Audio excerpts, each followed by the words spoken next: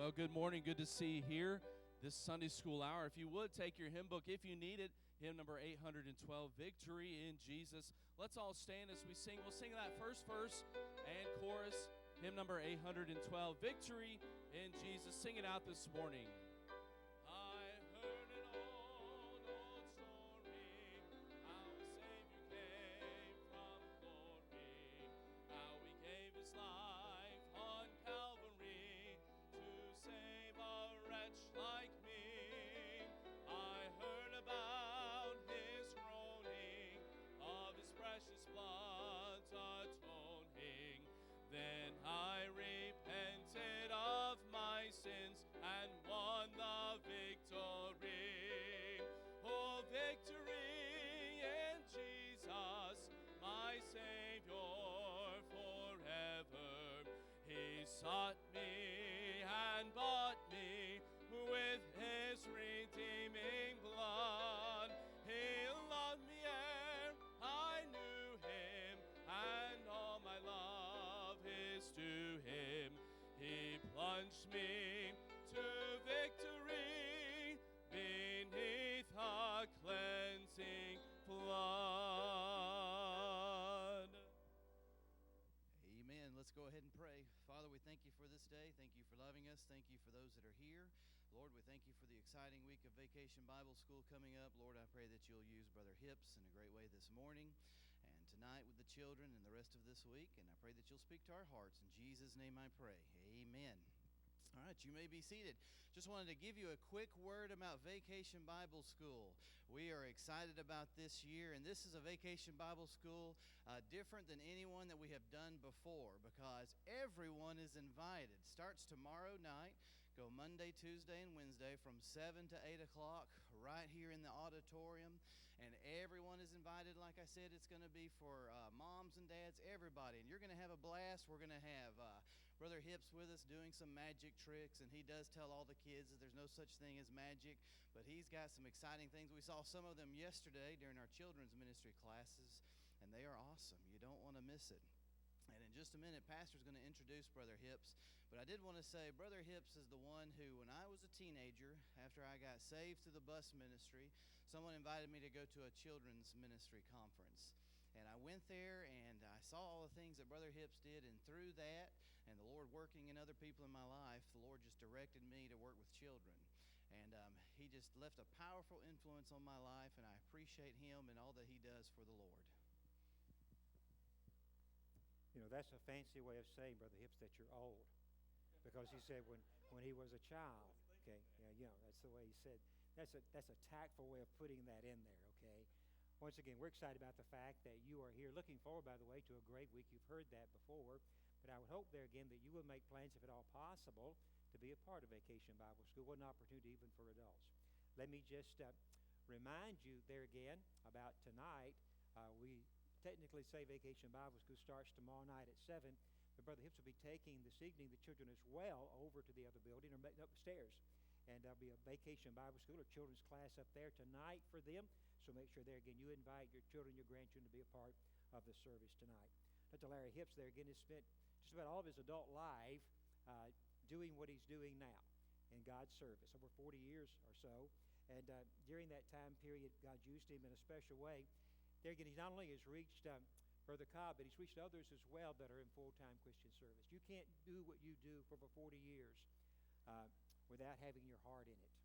You can do it for a while, but you can't do it for over 40 years and your heart be in it. So there again, I think that's probably the main thing that I can say is there again, you're listening to someone today whose heart is for God, whose heart's in the ministry. Longevity tells us a number of things. And so let me just encourage you there again as he comes this morning to share the Word of God with us. I trust that you'll listen. A number of things that we could say, but I would simply say this. I would think the best introduction that I could possibly give to anyone is to say they live their life so as to please God and glorify Him.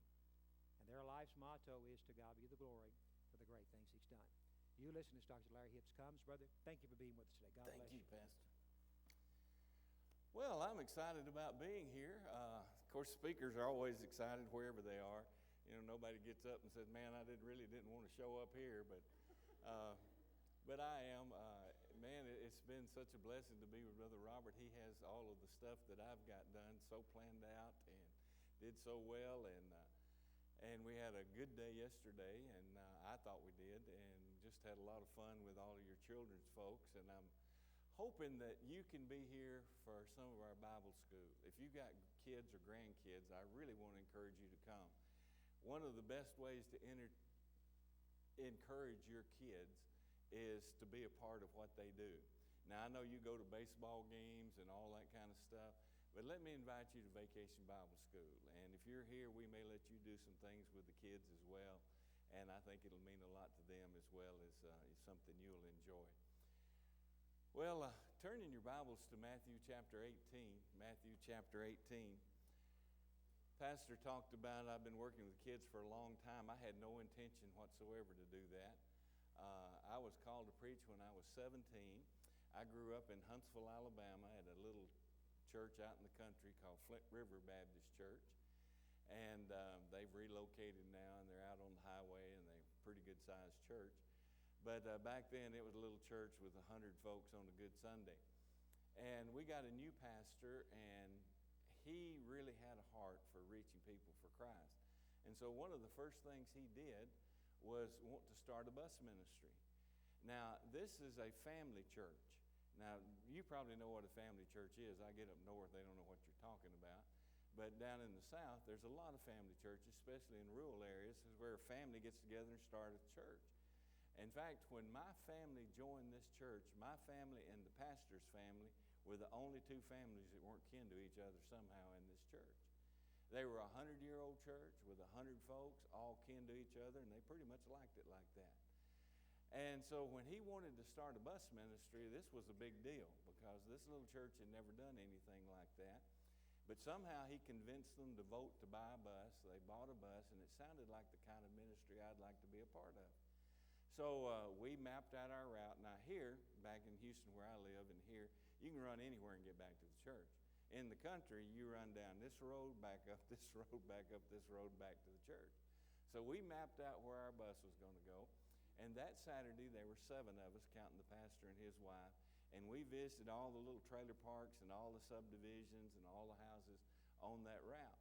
We got back to church Saturday afternoon and got to comparing notes, and we had over 100 people promise to ride the church bus. And this scared us to death. Our little church wouldn't hold another 100 folks, and so we started praying that those people wouldn't come. And God answered that prayer, by the way.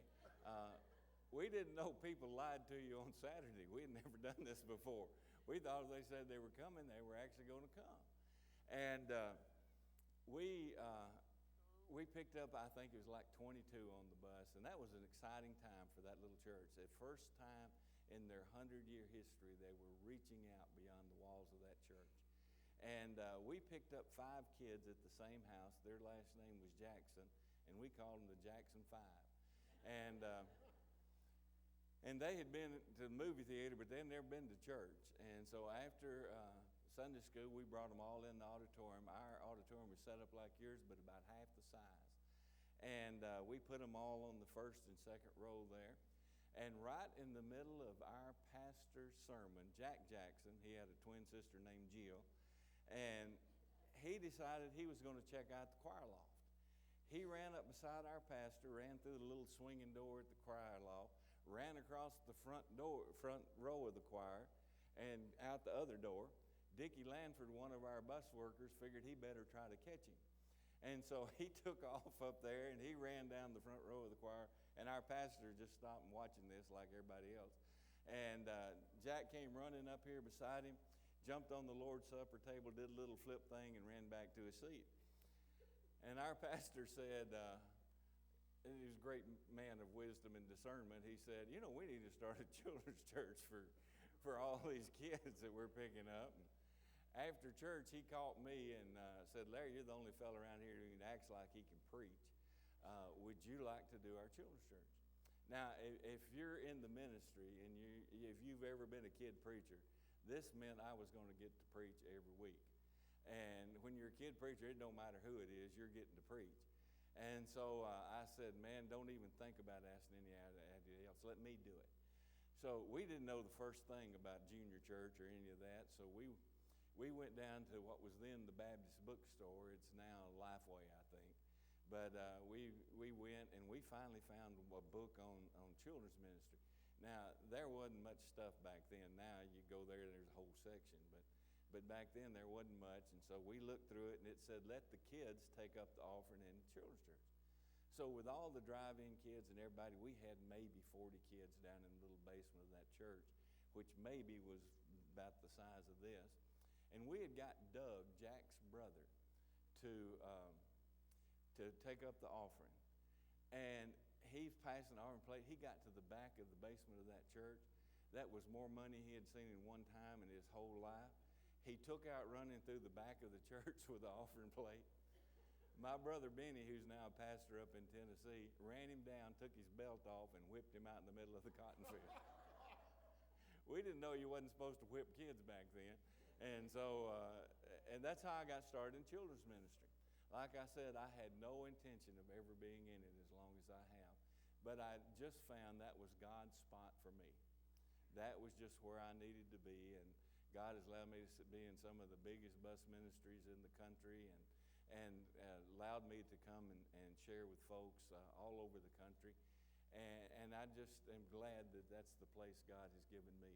And the pastor's right. You don't do this as long as you do unless you feel called to do it. We got to see all 5 of the Jackson kids saved and baptized. We couldn't get their parents to even come to church. They were both alcoholics. And we would take them good clothes to wear at the church. And they would come back the next week with all their old stuff on. We'd say, what happened? And they'd say, well, Mom and Dad swapped it for whiskey or something to that effect. So for 2 years, we took them off the church bus, brought them into the bathroom, put their good clothes on and let them go to Sunday school and junior church, put them back in their old clothes and sent them home. That's the only way we could do it. Now, you couldn't do that nowadays. If you took a child's clothes off in the bathroom, you'd be under the jail. There'd be 40 cop cars out here because you did that. But we didn't have a lot of those problems back then. And I've often wondered what happened to the Jackson kids. And some of you probably wondered that about all your bus kids through the years. You've had bus ministry for a long time. You've had kids that just showed up for 2 or 3 weeks, made a decision for Christ, and left. And in fact, that's one of the criticisms is, where are all those kids now? And my only answer is, I don't know where they are now, but I know where they'll be someday. I know if they were saved, they'll be in heaven. And I think the Jackson kids will be in heaven. They may be saved as by fire. I mean, they may just barely get in. But as near as you can tell, another person's made a decision for Christ. These kids did. And they really tried to do what God wanted them to. And the fact that your church has put an emphasis on reaching kids, I think, is an important thing. If somebody visits this church today and they've got grade school kids and youth, they will come in here, they'll send their kids to Sunday school or whatever, the kids worship. And when they get back in the car, the first thing they're going to do is turn to the back seat and say, how did you like it? Now that will determine whether they come back or not. If those kids say, we hated this church was horrible, that was the meanest lady I'd ever known. Now, they may have had a great time here in the service. They may have loved your pastor's preaching. They may have liked the singing. Everything was good. But they won't be back because they're kids. Now, when I was a kid, that didn't matter. I didn't get asked a question that could be answered yes or no that it couldn't be answered yes or no until I was 18. You know, it was just, here's your food. They didn't say, do you want this? Did you like this? It's just, here's your food. And we're going to church. Get in the car. It's just pretty much the way it was. But it's not that way now. Whether that's right or wrong, I can't say. But the opposite of that's also true. They may come and not have enjoyed the service at all themselves and didn't feel like they fit in this church. But if those kids get back in the car and say, man, this is a great church. We had the most fun. And they start talking about it, Mom and Dad's going to come back. Because they'll put up with sorry preaching to get something for their kids. Not that you got sorry preaching. Not at all. Not at all. Well, what I'm saying is, when you put an importance on kids, it makes a difference in your church. It makes a difference in in their life. If you can get your kids on a solid foundation, your youth ministry is going to be better. You're going to have better adults. In fact, I think if we would get serious, churches would get serious about reaching kids for Christ and make it a priority, we could change this country in a generation. I really believe that. The problem is we have left them to the public schools and all the other stuff that they're exposed to. And so now we've got the mess that we've got because these kids don't know any better. So this morning, that's what I want to talk to you about, is about what Jesus had to say about reaching kids for Christ and what he thought was important when it came to reaching kids for Christ. In Matthew chapter 18, there's a parallel passage in Mark chapter 10. But Jesus is together with his disciples, and there in Matthew 18:1, it says, "And at the same time, the disciples came to Jesus saying, 'Who is the greatest in the kingdom of heaven?'" You remember this is a question they asked a lot. One time they came and wanted to know who's going to sit on the right hand, who's going to sit on the left hand. And it was something that concerned them. They still had in their mind, I think, that this was an earthly kingdom that was being set up, and they wanted to make sure they had a role in it, and they wanted to be important. And so they said, "Who is the greatest in the kingdom of heaven?" And then Jesus did an object lesson, is what we would call it now, just like some of your Sunday school teachers are doing this morning. He called a little child over to him in verse 2, and he set him in the midst of them. Now, it's important that you realize in Mark chapter 10, in verse 16, the parallel passage with this, the same story in a different book, it says he picked the child up. Here it just says he set him in the middle of the group. But over there it says he picked the child up. And see, I think that's important because a lot of folks think that a kid's got to be a certain age before he can get saved, he's got to understand all that. This was a child that was small enough that Jesus could easily have picked him up and put him there. He wasn't some 12-year-old kid that he was trying to get on his hip there. This was a child that was small enough he could pick it up. And he said, "Now you want to know what it means to be great in the kingdom of God. Well, let me share with you about kingdom greatness." And then in verse 3 he says, "Verily, truly, I say unto you, except ye be converted and become as little children, ye shall not enter the kingdom of heaven." Except ye be converted and become as little children, you shall not enter the kingdom of heaven. Now, if you've been in church any amount of time, you've seen some little kid in the baptistry that was 5 or 6, and you start wondering, does that kid have any idea what they were doing? We don't wonder the same thing. We see a 50-year-old man in the baptistry. But you know what? According to what Jesus said here, we should. Because, see, the little child gets saved on his level. Everybody gets saved on a child's level. Unless you become like a little child and are converted, you don't get saved. And it's just that simple, childlike faith that God honors. And it's already the kid's portion. The first step to kingdom greatness is that you're converted, that you become a Christian, that you're saved. And then, if that's going to happen in your life, it has to happen just like you were a little child. You can't figure it out. There's not a person in here that can come up here and diagram out salvation for me. This is how I can prove you get saved. You can't do it. Nobody can prove that salvation is real. But when you become a Christian, you know it's real. And you do it because you have simple, childlike faith. You don't figure it out. Just like a child believes, that's how you believe. So, verse 3, "I say unto you, except you be converted and become as little children, you shall not enter the kingdom of heaven." And then he says, "Whosoever therefore shall humble himself as this little child, the same is the greatest in the kingdom of heaven." If you want to be great in the kingdom of heaven, you have to be converted, and that takes place on the child's level. And then you have to be humble, which is already the child's portion. Kids are humble by nature. I've never heard an 8-year-old say to me, "Well, I'd like to go to your church, but there's too many hypocrites down there for me." Never heard that. I heard a bunch of folks say something similar to that, that are a whole lot older than that. You see, kids have no problem saying, I'm a sinner, I've done bad things. It's us as we get older that becomes a problem. I'm as good as she is. She goes to church all the time. I know that deacon, and man, he did this. And I don't think anybody that goes to church ought to do that sort of thing. But a child comes with humility, without pride, and he's able to become great in the kingdom of God because that humility is already his portion. And then verse 5.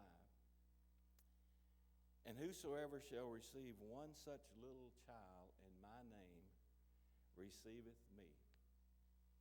Now, if you can really understand what that verse means, it will change your whole outlook on getting boys and girls saved. Whosoever receives one of these little child in my name receives me.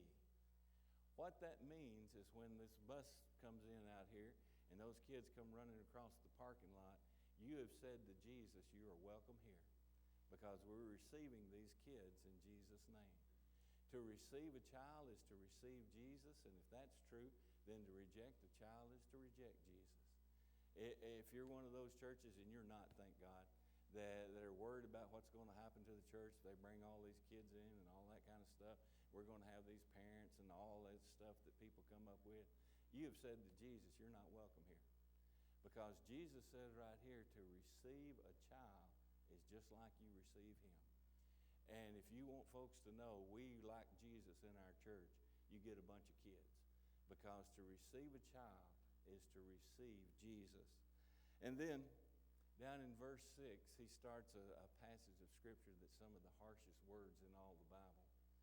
He has gone through that you get converted like a child, you become humble like a child, and you realize that if you want to belong to me and you want to receive me, you receive children just like you would if Jesus was here. And granted, they don't always act like little Jesuses, but that's what you're doing, is inviting Jesus into your church. And then in verse 6, he says, but whosoever shall offend one of these little ones which believes in me. Now let's stop just a minute and look at that. What did Jesus just say about the child? Which believes in me. Now, if you're Dr. Doodle Digger down at the seminary, you can't make that read any other way. You can't say, well, that doesn't mean that kids can get saved. That's exactly what that means. One of these children who believes on me, and he's talking about this kid he's got up in his arms. This kid can believe in him. If you've ever doubted that a child can be saved, that should take care of it for you. Jesus himself said, one of these little ones that believes on me. If you offend one of them, it would be better for him that a millstone was hanged about his neck and that he was drowned in the depths of the sea. If you're thinking about doing something to a child that you shouldn't do, it would be better for you if you would just get you a big rock and go out here and drown yourself. Because in the long run, you're going to decide that's a whole bunch better than what's God got in store for you. If you offend a child, it would be better to suffer death than to do that. And the sad thing is that we hear it every day about something that somebody has done horrible to a child. And I don't know about you, but I sort of get in the flesh when that happens, because if I had a baseball bat and that person in the same room, he wouldn't be standing or she wouldn't be standing that much longer. But that's the way it is, because in the next verse he said, woe to the world because of offenses. But it must be that offenses come. But woe to the man by whom the offenses cometh. What he's saying here is that if you offend a child, you ought to go kill yourself. And he doesn't like that, but he says offenses are going to come. They're going to happen because we live in a fallen world. We have folks say, well, God could make people not do that. God could do that, but God has chosen to give us a free will. We make our own decisions, and sometimes they're horribly bad, cruel decisions. And I get mad at God occasionally. You probably are more spiritual than that, but I don't. I do. I get mad and I say, God, why in the world did you let that happen? And I realize I cannot understand it. can't figure it out. I can't sit down and say, okay, God, I see why you did that. When I get to heaven, I'll understand it. I won't understand it down here, never will. And sometimes I have to say, God, I'm sorry, but it just really hurt me so bad that happened. And then he says, therefore, if thy hand, he keeps talking about this. You think it would be enough just say, kill yourself if you're thinking about hurting a child. But he doesn't. He said, I want you to understand how bad it is. Wherefore, if thy hand or thy foot offend thee, cut them off. He said, if you're thinking about using your hand to do something bad to a child, if your feet are taking you to do something bad to a child, sit down and cut them off. I don't know how you cut off both hands and both feet if you don't have, anyway. But that's what he said. And then he says, for it would be better, and cast them from them, it would be better for thou to enter into life halt or maimed, rather than having 2 hands and 2 feet and being cast into everlasting fire. Boy, he says, I've got plans for folks that do. And I often wondered if this means that folks that hurt children can get saved. And you know what the conclusion is? They can.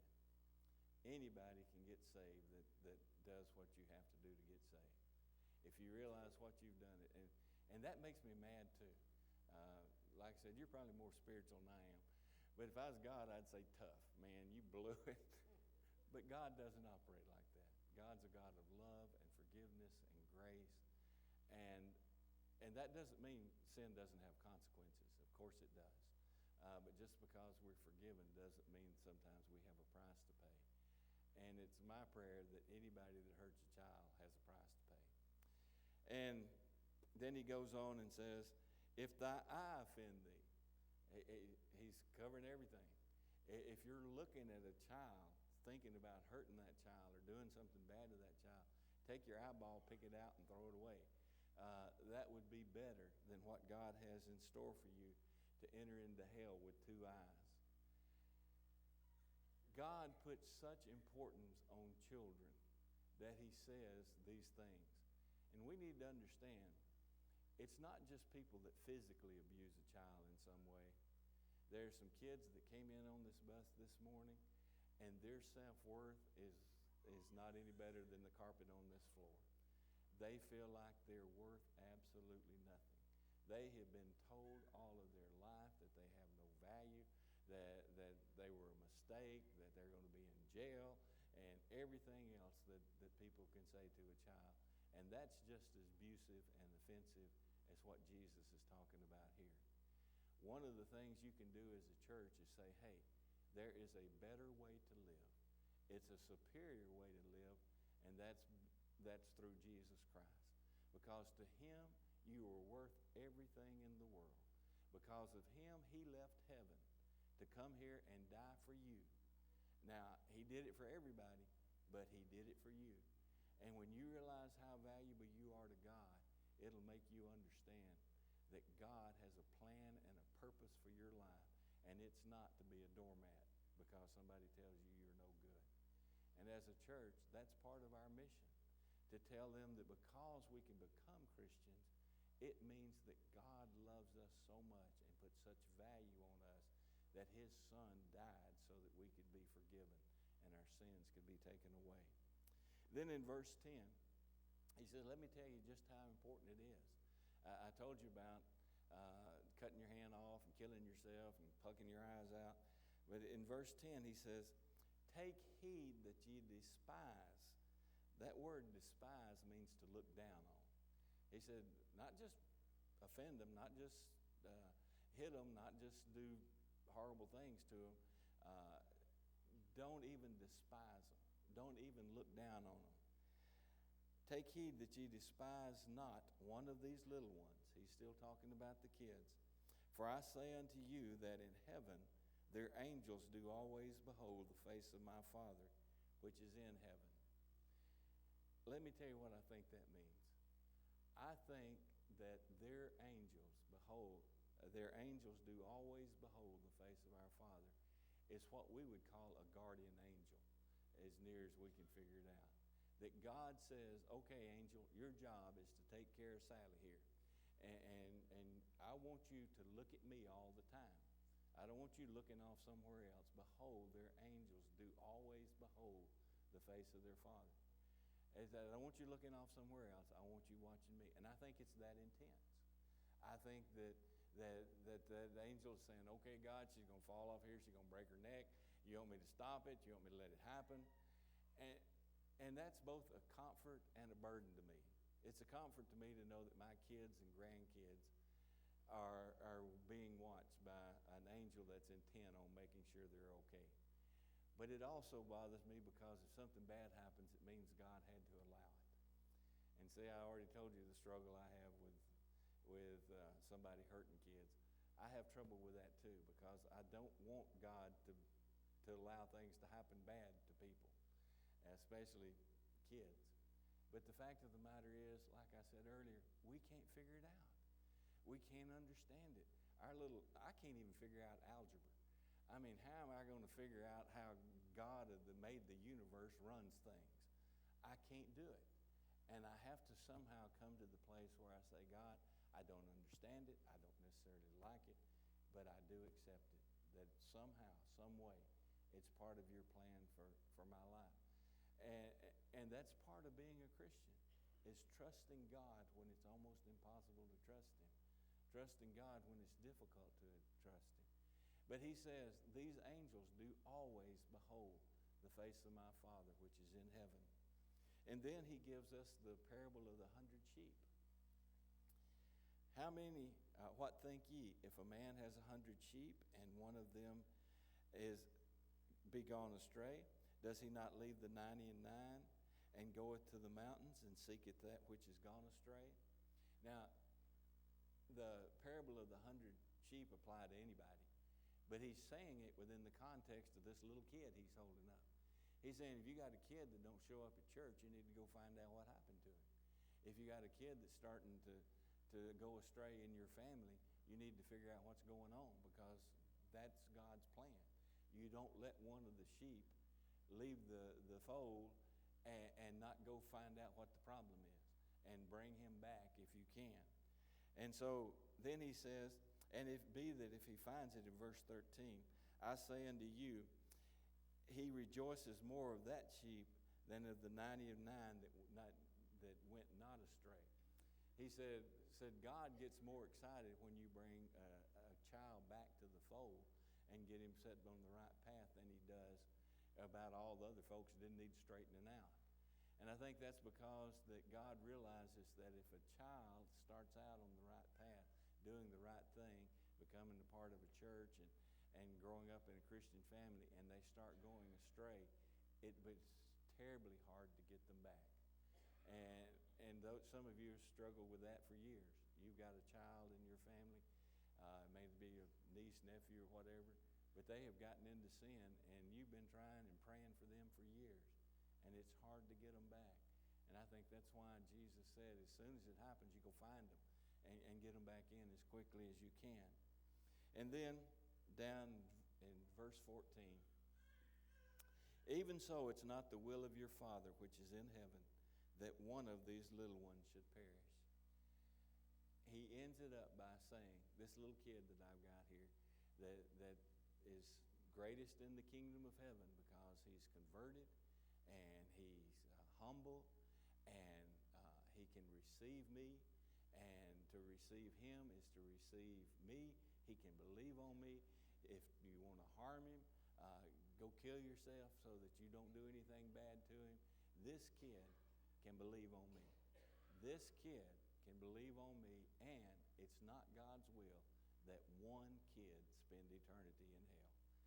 And if you don't realize it, if you let a child get to he's 12 years old, it becomes harder and harder for that child to come to know Christ. In fact, the latest statistics I saw, as best we can come up with those sort of things, that the odds become 1 in 145,000 that a child after he's 18 years old comes to know Christ. Now, if you were saved after you were 18, you beat the odds.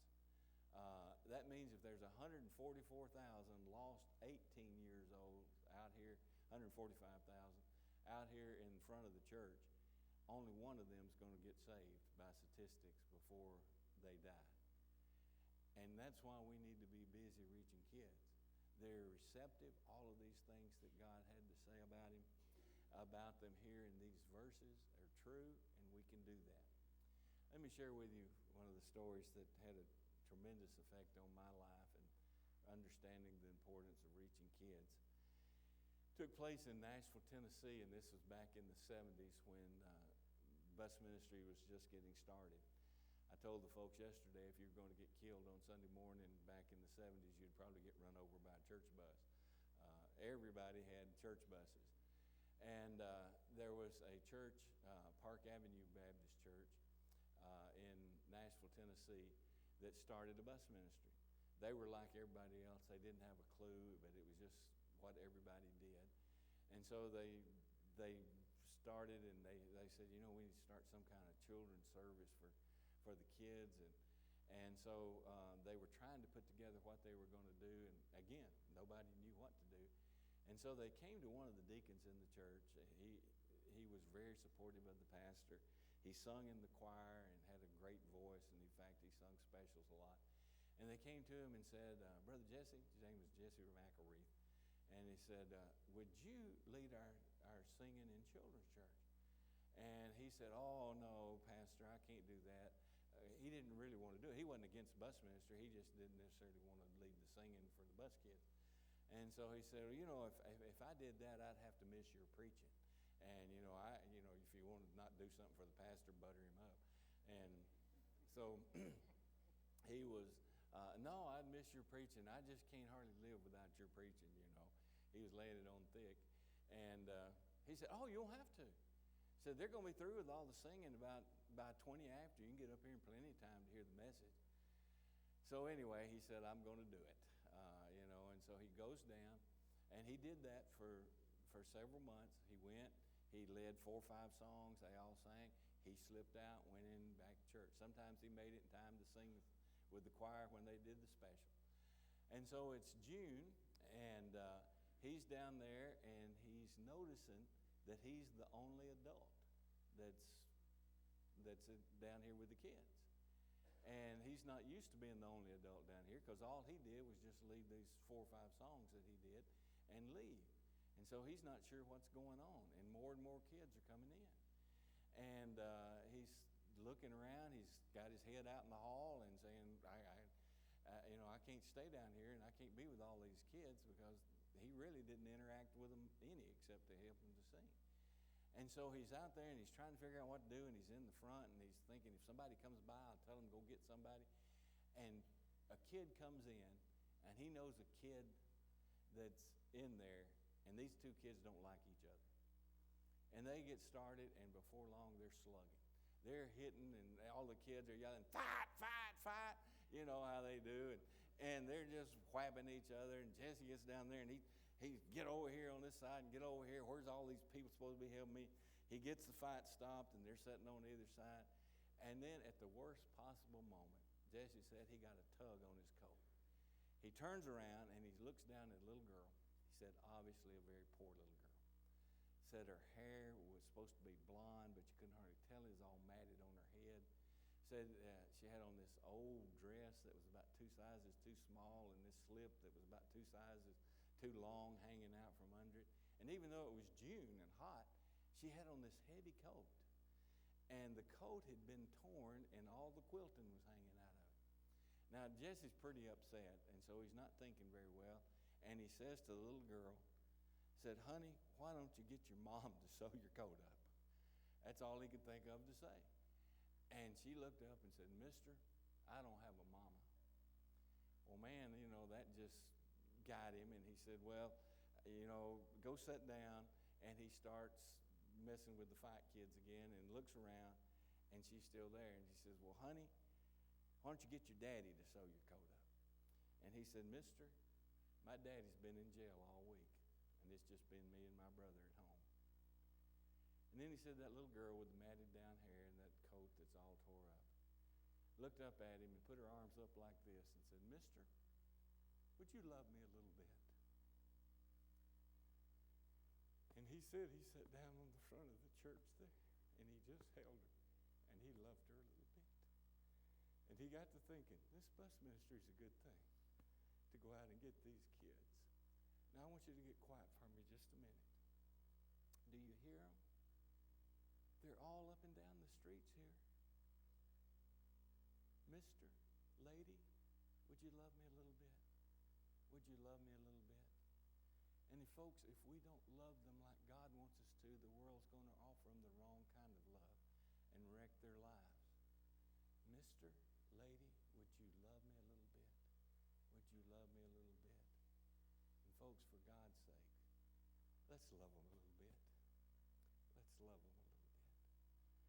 Lord, thanks for your word and how it's powerful and how it speaks to our heart every time.